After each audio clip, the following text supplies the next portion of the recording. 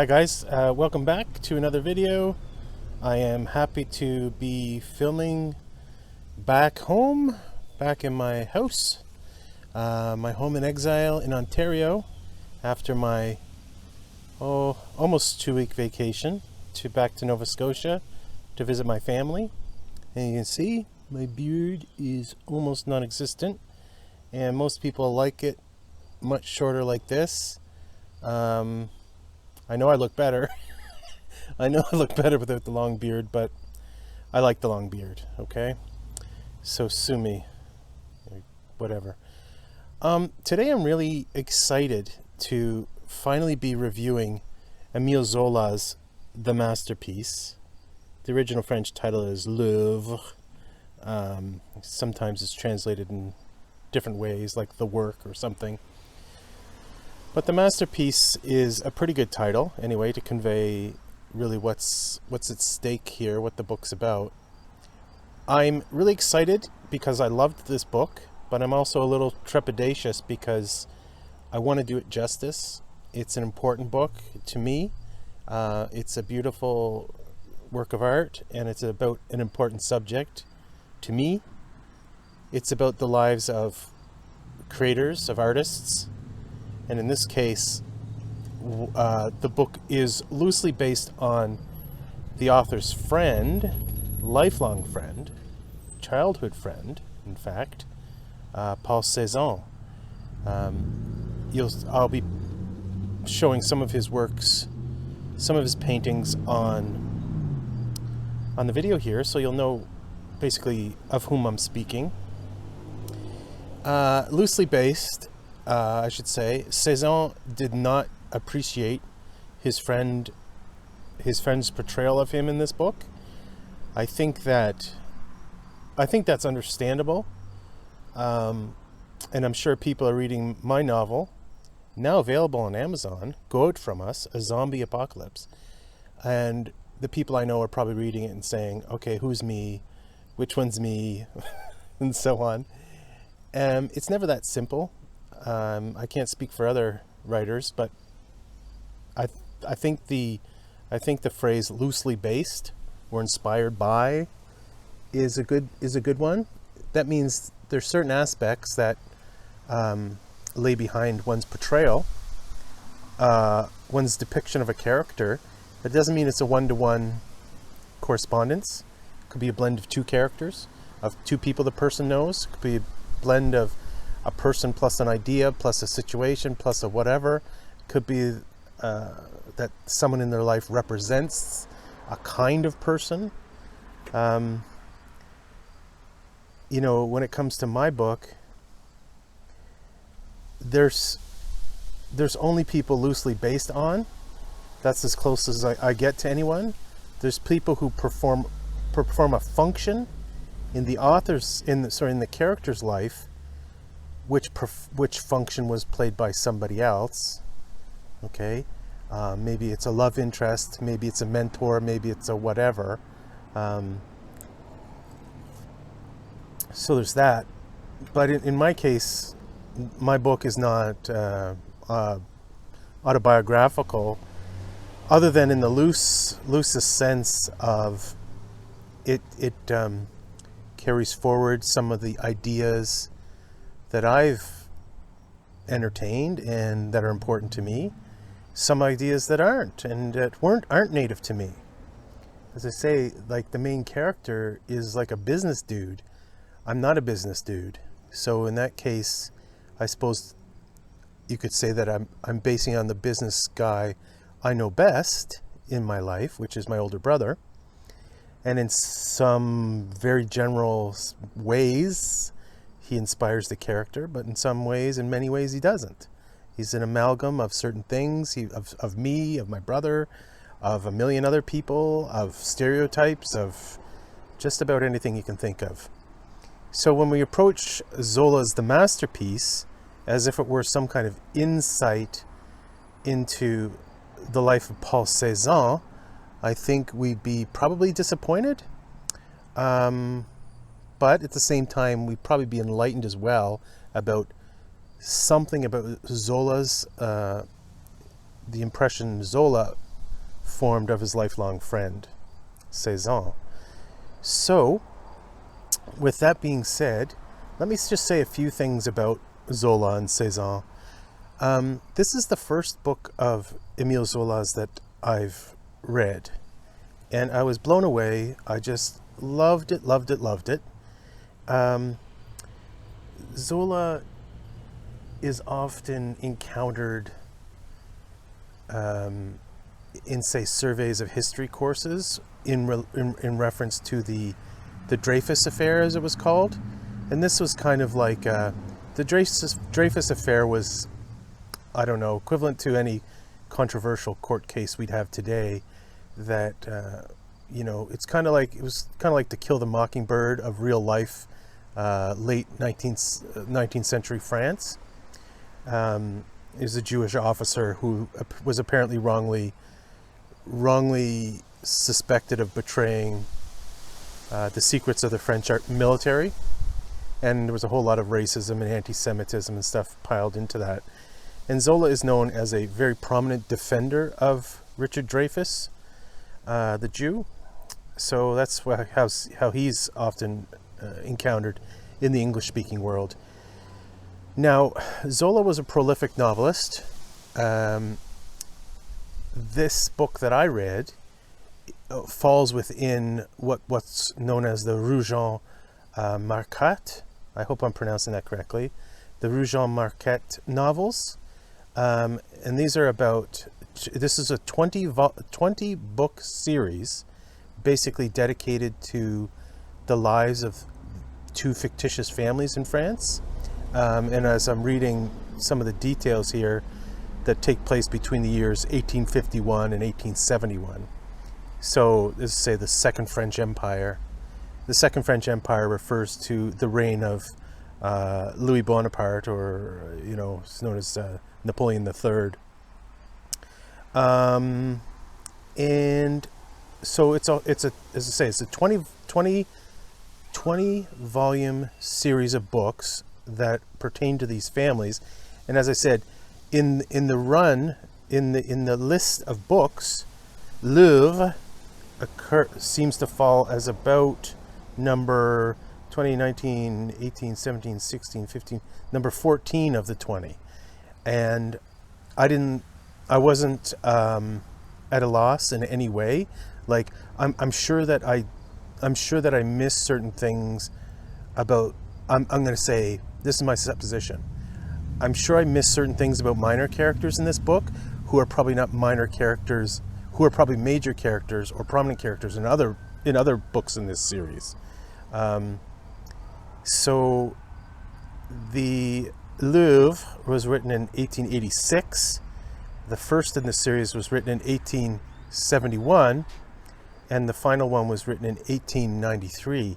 So you just see that he was well into the series by the time this book comes along.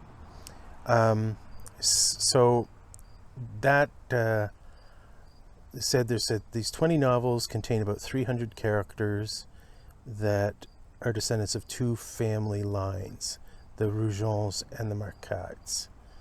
Okay, and this series of 20 novels seems to occupy about half, or I'm just going to guess half of the books he wrote. So obviously it's prolific. 40 novels or something in that range is a huge number of novels, and I can't say anything about them because I haven't read any of them or studied any of them or studied the life of Zola so far in any detail. So this is definitely a sales pitch for this, and there's no doubt in my mind that I'll get more into his books.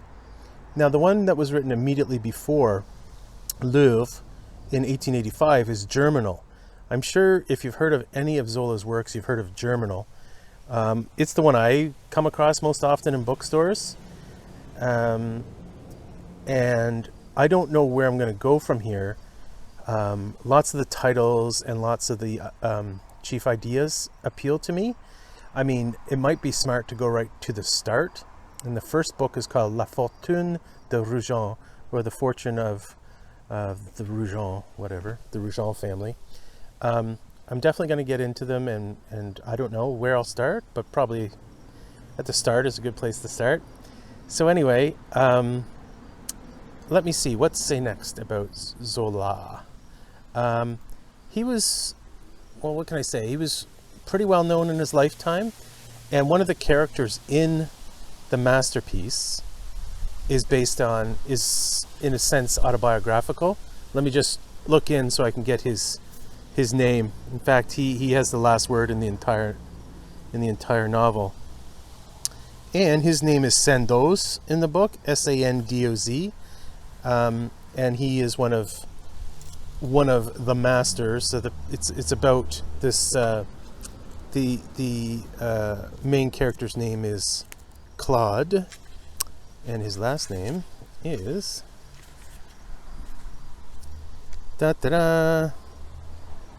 what is his last name? Claude Lantier. So Lantier. Claude Lantier. It's a tragedy. This novel's a tragedy. It has a very strong and important love story in it. In a way, it's perfect. It's perfect as a novel. It contains a complete idea from beginning, middle, and end. In a way, as I say, it's a perfect story. So why don't I just talk about that then? I'm going to call it the cycle of the artist. What do I mean by the cycle of the artist? And this is why, as I say to you, why Jude the Obscure by Thomas Hardy is such an important book to me. It's about failure. In Jude the Obscure, it's about the failure to become a scholar. And obviously, the masterpiece is in this case about the failure to become a great painter, great artist. Is it failure by every measure of the person, of Claude Lantier? He is a failure. Now, one might say that this is a special case. This is a special case of an artist, but whether he's successful or not, and we know Paul Cezanne was by most metrics successful as an artist, not by every metric. And I think that we can infer some things from the life of about the life of Cezanne from Zola's depiction of Claude Lantier, and I think that it just off the top of my head, I think it's pretty easy to say that the Impressionists, of which group Cezanne is a member, now is a prominent member in the history of art now, alongside people like Monet, Manet, who am I thinking of? Oh my gosh. Of course, Van Gogh, people like this. So Cezanne would be considered one of the most, central figures of French Impressionism. Now, they don't call it Impressionism in the book, and I don't know if that term was used during the lifetime of these people. They call in the book, they refer to it as the outdoor school. I think that's decent enough, and whether that was meant to be an exact parallel to Impressionism or not, I'm not sure. But I think there's nevertheless a pretty good parallel you can make between the two anyway. So Cezanne and his counterpart in the book, Claude, is very much an outsider, a rebel, a pioneer of this new kind of art. And it's interesting that in the book they keep talking about Delacroix and another person, Claudel. whom I don't know, but I certainly know the works of Delacroix, and he was, it seems to be like the most celebrated painter of the day.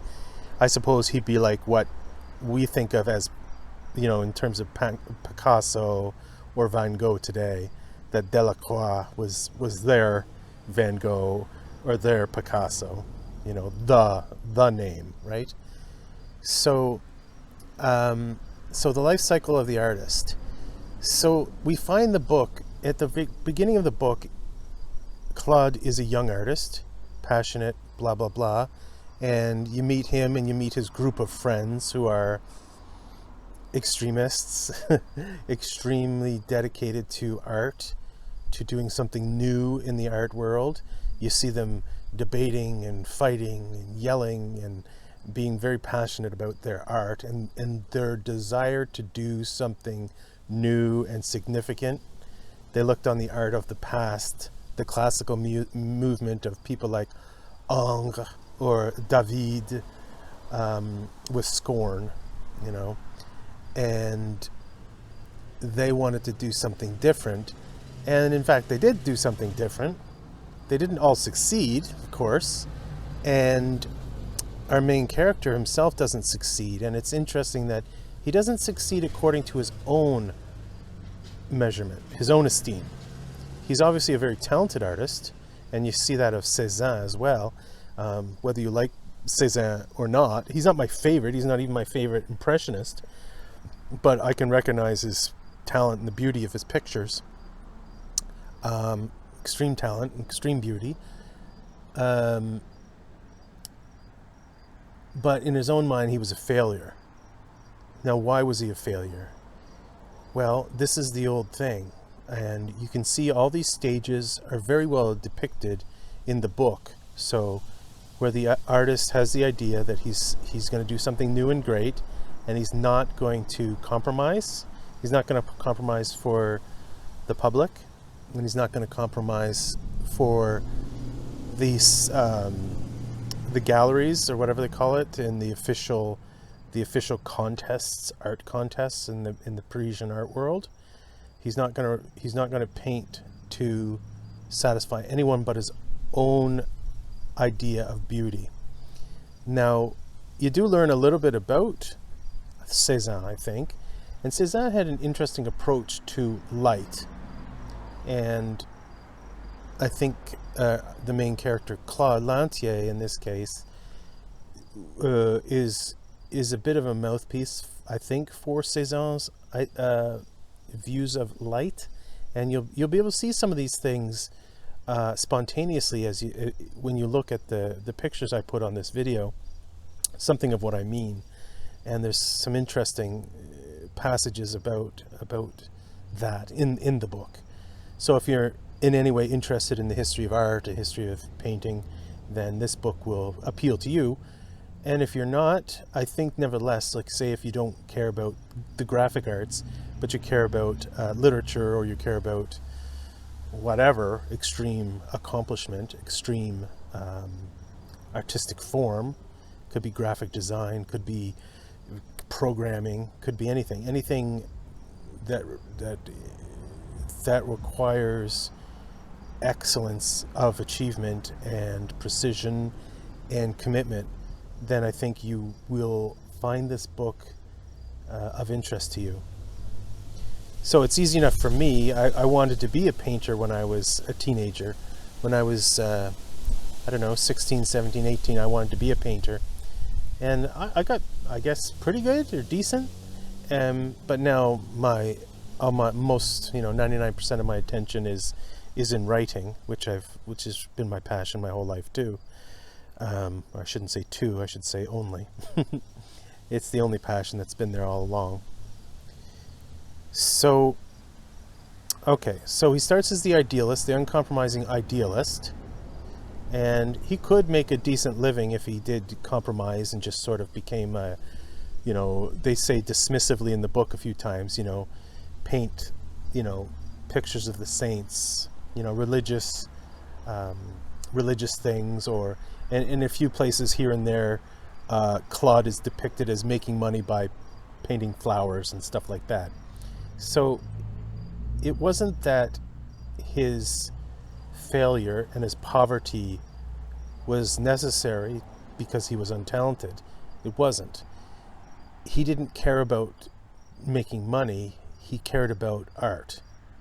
And we'll encounter that at the very pinnacle of this book, at the very climax. There's a fascinating statement he makes about this, which I'll put on this. I'll reference here a bit later. So let me talk about this cycle and how it appears, and I'll put some of the necessary quotes on the video here for you to look at, and I've isolated about 5 of them from this book. I don't know if you do this yourself, but just kind of show you how I kind of do things, and I do them because I'm reading often with a view to wanting the book for something later, like so in this case, obviously for making a video, but at the same time, this book is going to be used by me for addressing, as you know, a point of research that I'm working on, and that is writers' ideas of their creative process. Okay, so obviously, if a writer writes a book called The Masterpiece, that's probably a book that's going to have some pertinence to your topic. So I'm just going to show you here what I did when I was reading. I just had this little piece of paper for a bookmark, and let's try as best I can here. And I wrote a few notes on it as I was going through. I just put the page number. Sometimes I put mid as the middle of the page, or left or right, or top of page, or whatever. And just a word or two about what the passage that I'm interested in talks about. And that was useful to me later when I was preparing this video, preparing some of the background for this video, or some of the text for this video. And I was able to find them that much more quickly because of this little bit of foresight. So there's passages in the early part of the book about Claude's idealism and the idealism of his friends. There's an interesting passage about the conceit that artists have, and I remember this very, very much from Tolstoy. If you've ever read Tolstoy's Confession, Tolstoy will talk about the conceit writers had about educating the public. He said, we tried to educate the public, but we had no idea what truth was, or what we had to offer the public. And this is a conceit that, and I don't mean conceit in a necessarily pejorative sense, but I think, even Solzhenitsyn in his famous Nobel Prize acceptance speech talks about the function of art. And, and he quotes the famous phrase of Dostoevsky, that beauty will save the world. And Solzhenitsyn very much believed in that. And here's what the character Claude says. He says, well, and what of it if the public does laugh? We must educate the public. That's all. In reality, it's a victory. Take away 200 grotesque canvases, and our salon beats theirs. We have courage and audacity. We are the future. Yes, yes. You'll see it later on. We shall kill their salon. We shall enter it as conquerors by dint of producing masterpieces. Laugh, laugh, you big stupid Paris. Laugh until you fall on your knees before us. Okay, so all of that basically will come back to haunt Claude in time. And later on, okay, so the next thing I want to talk in terms of the life cycle of the artist. Now, I'm not saying that this is a determinate cycle, but my theory is that many of the aspects that many of the phases through which the character of Claude goes through are things that Zola could relate to as a writer, and perhaps his friend Cezanne could relate to as well. A little later on, well, halfway through the book, we get to the love story, and it's a fascinating little moment. It's beautiful. It's really quite beautiful part of the book where Claude falls in love, right away. I mean, the book starts with him meeting this woman, Christine, and they don't really fall in love until about halfway through the book, and they eventually get married.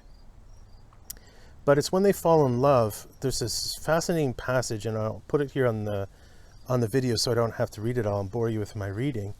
But basically what we have is, in his passion for Christine, when fully giving in to her and his love for her, we see how he's unable to paint anymore. He doesn't want to paint. He's completely consumed by her.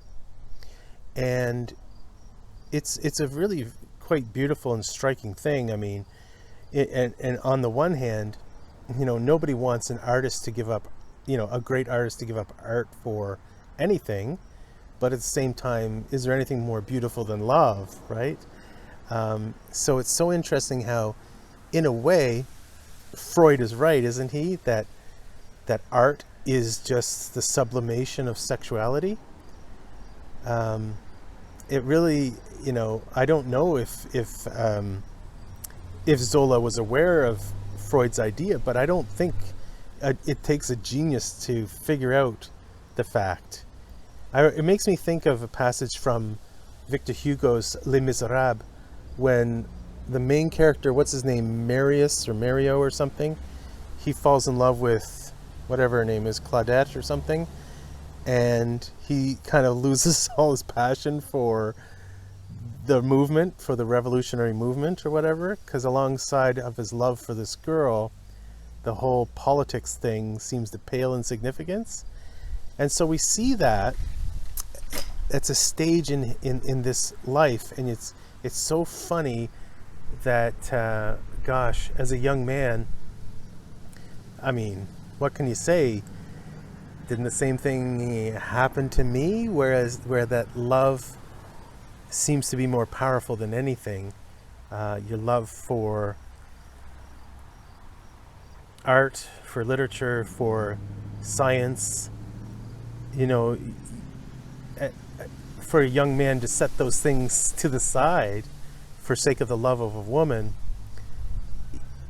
for it to be so powerful that you can't do both things, it's not all that surprising, is it? I think we older guys kind of look back a bit ashamed at what we did for love. But I guess it would be worse to look back and see what you didn't do for love, right? I wonder if that would be worse. You'd have worse regrets. I don't know. So put that there for you. So that was a year in the life of the painter where he couldn't produce anything. And it's kind of sad as well, you have him moving away from his art, unable to produce anything, and then when the red hot passion starts to cool, he goes back to his art, okay? And it's like the two things can't exist side by side. And I think I don't know. Okay, so listen, I'm just throwing out these things here, and I'm not sure what I believe in this case. What's a well-balanced life? I don't know, because if I'm saying that it's better for an artist to be balanced, I don't know. What right do I have to say that everyone should have love and marriage in their life, and they should also have these other pursuits, but they should pursue them in a reasonable way? I don't believe that. I don't know. I don't think that somebody can dedicate. And remember when I reviewed C.S. Lewis's Four Loves, he talked about Eros being very powerful, but at the same time, it never lasts. It's the shortest lived. Well, he didn't say the shortest, but it's a young man's passion, okay? And it doesn't last forever. This deep controlling passion for a woman, of being in love doesn't last that long. It can't last a lifetime. Okay, so we can at least say that. So Claude is forced back by his own personality, of course. He's forced back into art and to finding his fulfillment, his self-fulfillment in art. And the next quote I look at is here. I'll try not to put the whole long quote in. I'll try to narrow it down a bit, but basically wonderful passages that display Claude's obsessiveness. And you can't say, of course, necessarily that obsession is wrong. I mean, a psychiatrist might want to say that obsession is wrong, but the history of art and literature is based upon, these highest achievements of humanity are always based upon obsession. Okay, from modern day examples of Elon Musk, his obsession of getting to Mars is something I can totally appreciate. I can totally esteem. Whose ever idea it was to build the Burj Khalifa, I appreciate that. I don't know anything about who built it, but maybe he lost everything to build it. I don't know. And who built the pyramids? Michelangelo painting the Sistine Chapel. All these great works. What did it cost Cervantes to write Don Quixote? I don't know. So I'm not going to say that it is an unjustifiable obsession, but I'm going to put something. I'll put the quote here that indicates something about the obsession of Claude, the character Claude. Now, the next thing I want to talk about is something you would have seen from the very first quote I put on here, and it's mention of the word the future. Okay, so remember I said that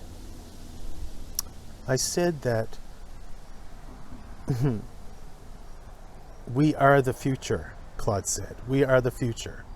Okay, so the next quote is a conversation between, I think it's Claude and the author's character, whatever his name was. Sorry for having to look this up again. Not great with characters' names. It was Sandoz. Sandoz, the writer. They're talking about the future, and there's some beautiful passages in their conversation. It's towards the end of the book, and really, I think it's the final piece that makes Claude's failure necessary. So he realizes, both artists realize, the writer and the painter, they realize that the future is meaningless, right? When you think about it, I want to be known throughout all time. Well, what good is that to you today? Even if, someone like, I was thinking of like David Hume, he didn't know the fame that he would attain in the history of philosophy. He sold like 5 or 6 books in his life. I guess he had enough self-esteem to know he was whatever, smart enough or good enough or whatever. But Hume was not successful in his lifetime. And with knowledge that one day you will be, a necessary part of the history of philosophy, of every philosophy course, is that consoling? Well, I suppose it would be. But of course you can't know. You can't know what the future holds. And I suppose that it would be some consolation for you. Well, what if we put the shoe on the other foot? If, for instance, the Harry Potter author, she's enjoyed tremendous fame and success in her lifetime. But what if she found out that in 100 years from now, she would be treated like a joke, right? Would that matter? I suppose it would matter if she, nobody wants to be thought of as a joke. Nobody wants to be thought of in those terms. And then I say like a Stephen King. Well, I mean, I like Stephen King, so, but you understand what I mean? Like a pulp writer, like someone who's churning out these things. I mean, I like, as I said, I like Stephen King and appreciate him. Whether he's treated like a joke in 100 years from now or not, I don't know. I don't know, and I don't care. But what does Claude then have to depend on?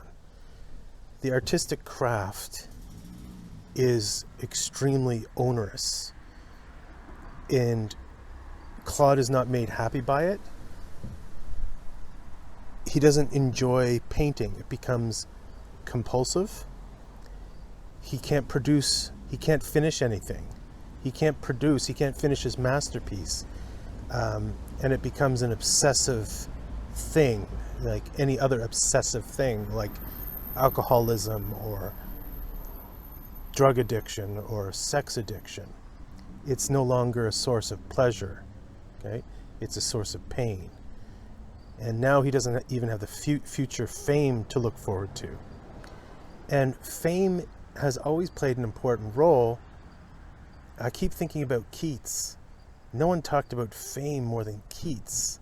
And you know what? So did Dante. Fame, what does it mean? And again, these are things I'll be talking about in my book on writers. Fame, the role of fame. Keats talked about fame all the time. I mean, he could never, like dying at 26, he would never have guessed that he would actually be as famous as he is. I think Dante had some inkling, but probably not the full inkling of his fame. But so there you go. You're not enjoying yourself today. You're not being rewarded. You're not given accolades and praise today, and money and comfort and fame. And you realize that the promise of fame after you're dead is meaningless, and you don't enjoy your painting or your writing or whatever. What do you have left? Now, let's finally get to basically the climax of the book, and this is a conversation he has with his wife in the middle of the night. He says he had freed his hands, and making a gesture of refusal, he said in a gloomy voice, "No, it is not enough. I won't go with you. I won't be happy. I will paint. And I shall die of it, eh? And you will die of it, and we shall end by leaving all our blood and all our tears in it. There's nothing beyond art. That is the fierce Almighty God who strikes us with his thunder, and whom you honor. He may crush us, since he is the master, and you will still bless his name. Yes, I belong to that God. He may do what he pleases with me. I should die if I no longer painted, and I prefer to paint and to die of it. Besides, my will is nothing in the matter. Nothing exists beyond art. Let the world burst." So, I'm not going to spoil the ending of the book, but in the end, we have the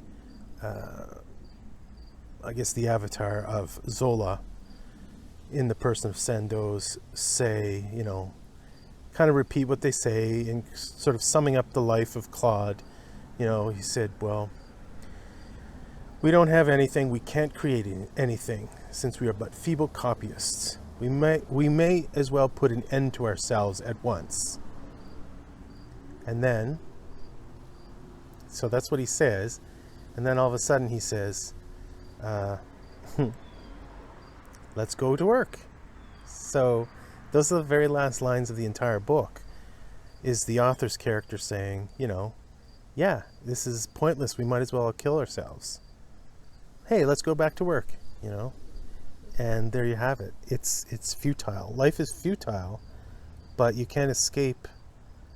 You can't just take a step out of it and move away from it. And isn't that powerful? Nothing exists beyond art. And that's the God who controls Claude. Okay? So let me put this in the broadest sense of the word, in the broadest sense of the term, that I know this is becoming a long video, and it's going to drive me nuts when I go to try to upload it. But this is the thing that I think people should know. Men value their work above everything, in a certain sense. It's a funny thing to me that when my father was dying, my father was a fisheries scientist, and it was his whole life. I mean, he loved his children, he loves his family. But even in his dying delirium, he was worried about the fish, right? He studied the cod in the North Atlantic, and he was worried that, the extinction of the species and all that was the focus of his life's work. And you say, well, it'd be reasonable to say, okay, listen.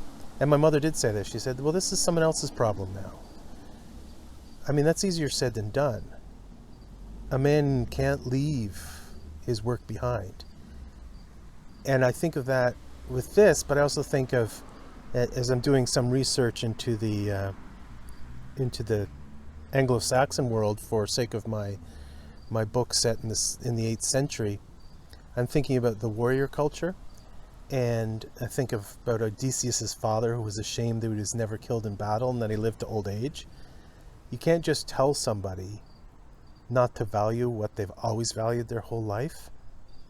So, and there you have it, whether it's law, maybe it's politics, maybe it's art, maybe it's writing, maybe it's baseball. You can't tell a man, and men and women are different in this regard, you can't tell a man to not care about what he has always cared about. And men are producers.